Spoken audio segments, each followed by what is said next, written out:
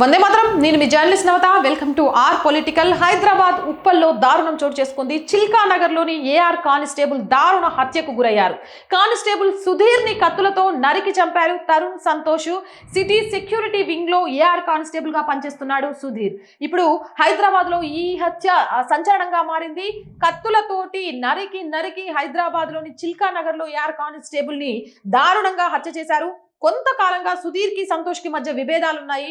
ఆ విభేదాల నేపథ్యంలో చర్చించుకుందామంటూ ఆదివారం రోజు పిలిచి మరి కత్తులతో దాడి చేశారు నిందితులు. సుధీర్ మెడ వెన్నుభాగంలో కత్తితో పొడిచారు. తరుణ్ అను సంతోష్ దాడిలో అక్కడికక్కడే చనిపోయాడు కానిస్టేబుల్ సుధీర్. హత్యకు పాల్పడిన ప్రధాన నిందితుడు సంతోష్ తో పాటు సహకరించిన తరుణ్ ని అదుపులోకి తీసుకున్నారు పోలీసులు.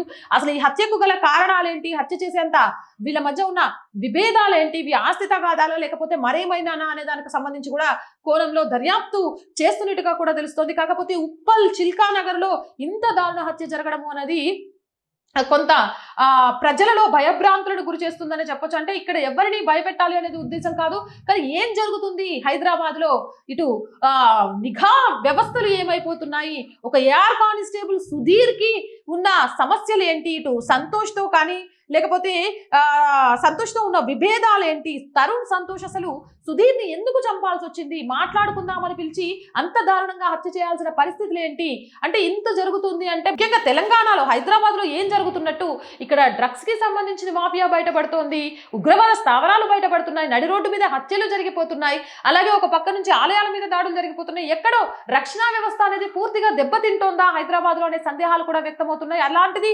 ఏఆర్ కానిస్టేబుల్ ని మాట్లాడుకుందామని పిలిచి అటు తరుణ్ కానివ్వండి ఇటు సంతోష్ కానివ్వండి దారుణంగా మెడ మీద వెన్నుముక మీద కత్తులతో దాడి చేసి నరికి నరికి చంపేశారు. అక్కడికక్కడే మృతి చెందాడు. అంటే పరిస్థితి అదుపు తప్పిందా? ఇంత జరుగుతున్నా కూడా నిఘా వ్యవస్థలు లేకపోతే ఏం జరుగుతుంది, చుట్టుపక్కల ఎవరు లేరా, వీళ్ళు ఎక్కడ మాట్లాడుకున్నారో, అసలు ఒక మనిషిని అంత దారుణంగా చంపే స్థితికి అక్కడ తీసుకెళ్లిన పరిస్థితులు ఏంటి అనేది కూడా చర్చ జరుగుతుంది. దీని మీద మీ అభిప్రాయాన్ని కామెంట్ సెక్షన్ లో తెలియజేయండి. మోర్ వీడియోస్ కోసం ఛానల్ వెంటనే సబ్స్క్రైబ్ చేయండి. అండ్ రోజు చెప్తుందేనండి our group of channels, our voice, our political, our Sanskriti, మూడు మన ఛానల్సే. So please subscribe our channels. Content బాగుంది అనిపిస్తే లైక్ చేయండి, షేర్ చేయండి.